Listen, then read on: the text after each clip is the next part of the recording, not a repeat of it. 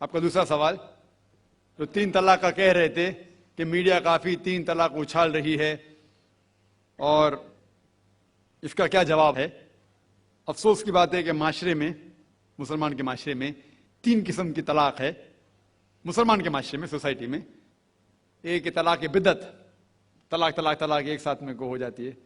ایک طلاق حسن، جو طلاق دو، 1 ماہ رکو حیض کے لیے، پھر طلاق دو، پھر رکو، پھر تیسرا طلاق دو۔ اور تیسرا طلاق حسن، جو بالکل صحیح طریقہ ہے، جو قرآن شریف کے ہے، طلاق دو اور 3 ماہ رکو۔ قرآن کی آیت ہے سورہ بقرہ میں، سورہ نمبر 2 آیت نمبر 228 میں لکھا ہوا ہے کہ جب بھی آپ طلاق دیں گے تو 3 ماہ یا 3 حیض کی عدت ہے، تو طلاق پورے مکمل ہونے کے لیے 3 حیض یا 3 ماہ، 3 منسٹرل سائیکل اور 3 منتھلی کورسز مسٹ ہے، کمپلسری ہے۔ افسوس کی بات ہے کہ یہ جو اختلاف امت میں ہے، اس کی ایک وجہ ہے۔ ایک صحیح حدیث ابن عباس رضی اللہ عنہ وہ فرماتے ہیں کہ محمد صلی اللہ علیہ وسلم کے دور میں 3 طلاق ایک ہی مانی جاتی تھی۔ حضرت ابو بکر کے دور میں 3 طلاق ایک ہی مانی جاتی تھی۔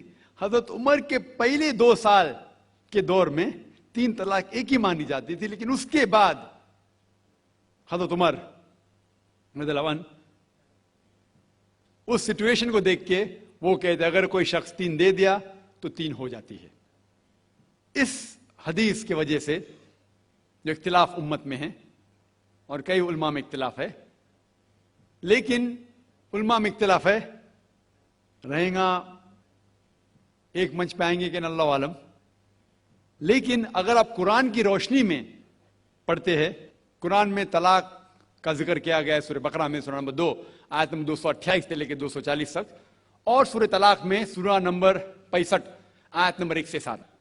جو قرآن مجید میں طلاق کا ذکر ہے اس کے اندر یہ ہے کہ کبھی کوئی ڈفرنس آف اوپینین، کوئی جھگڑا ہو جاتا ہے شوہر اور بیوی میں، تو پہلا شوہر بیوی بیٹھ کے بات کرے۔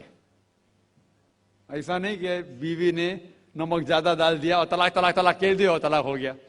اگر بیوی میں نمک زیادہ ڈالا، بولے آپ کو نمک کم چاہیے، معاملہ سلجھ جائے گا، بیٹھ کے بات کرو۔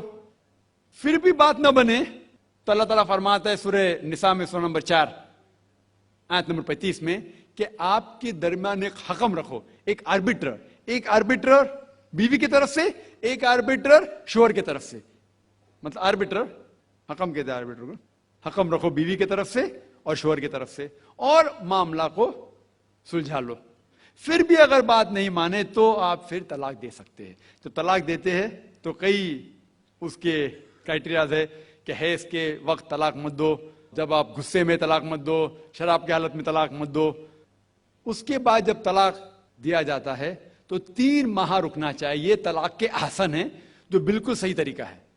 طلاق دو اور 3 ماہ رکو، اور 3 ماہ کے اندر اگر آپ رجوع کرنا چاہتے ہیں اپنی بیوی سے تو رجوع ہو سکتے، الحمدللہ۔ اگر 3 ماہ تک آپ سمجھتے نہیں مجھے میرے بیوی سے الگ ہونا ہی چاہیے، تو 3 ماہ کے بعد، عدت گزرنے کے بعد، آپ دونوں میاں بیوی نہیں رہتے، آپ الگ ہو جاتے۔ لیکن اس کے بعد اکثر مسلمان بھی نہیں جانتے یہ قرآن کی آیت کیا ہے۔ قرآن شریف میں لکھا ہوا ہے سورہ بقرہ میں، سورہ نمبر 2 آیت نمبر 232 میں کہ اگر وہ شخص اپنی پرانی بیوی سے پھر سے شادی کرنا چاہتا ہے تو مت روکیے۔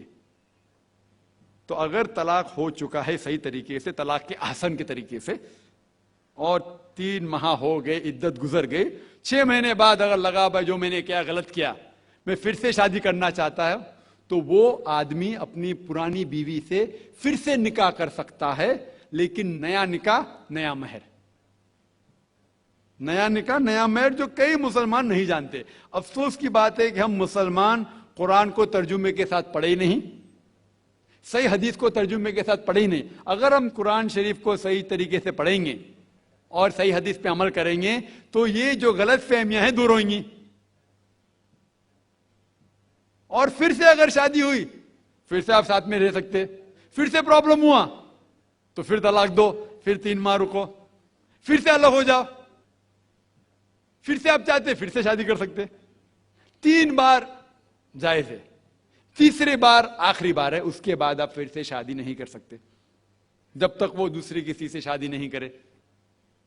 लेकिन मैंने अपनी जिंदगी में एक भी शख्स मेरे जिंदगी में नहीं आया जो तलाक के हसन किया, सही तरीके से तलाक दिया, अलहदा हो गए, फिर निकाह हो गया, फिर अलहदा हो गए, फिर निकाह हुआ, फिर अलहदा हुआ। मैंने कोई भी शख्स मेरे जिंदगी में पूरे दुनिया में ऐसा शख्स के बारे में सुना ही नहीं जो सही तरीके से किया और बिछड़ गया, फिर से शादी की, फिर से बिछड़ गया, फिर से निकाह के, फिर बिछड़ गया, फिर शादी करना चाहता है। अगर आप सही तरीके से कुरान के ऊपर अमल करेंगे तो ये नौबत आएंगी नहीं। और कुछ लोग जो इस्लाम को मजाक बनाए और क्या कहते कि अच्छा अगर एक साथ में दे दिए, 3 तलाक दे दिए, हो गई, अभी क्या हलाला करो। कुरान कहता है 3 तलाक एक साथ में भी देंगे तो एक ही होती है। मोहम्मद सल्लल्लाहु अलैहि वसल्लम के वक्त में 3 भी एक साथ में देना एक ही होता था। हजरत अबू बकर के टाइम में भी 3 तलाक एक ही होता था। हजरत उमर के दौर में लोग जो कहते 3 तलाक 3 होती है, कई उलमा कहते हैं कि उनने ये अपने फतवे पे रुजू किए और उन्हें अफसोस था कि ये फतवा उन्हें दिए, और कई लोग कहते नहीं उनका फतवा सही था। इसमें उम्मत का इख्तिलाफ है। लेकिन अगर कुरान की रोशनी में देखेंगे तो 3 तलाक एक साथ में भी देंगे तो एक ही होती है।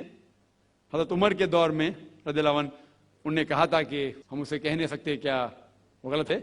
लेकिन उलमा ये कहते हैं, मिसाल तो इब्न तैमिया, शेख इब्न तैमिया, वो कहते हैं कि ये हजरत उमर में अल्लाह भी प्लीज रज़ियल्लाहु अन्हु, वो मोहम्मद सल्लल्लाहु अलैहि वसल्लम ने जो कहा उसके ऊपर नहीं है, इसीलिए हमें बात मानना चाहिए कुरान और अल्लाह के रसूल की।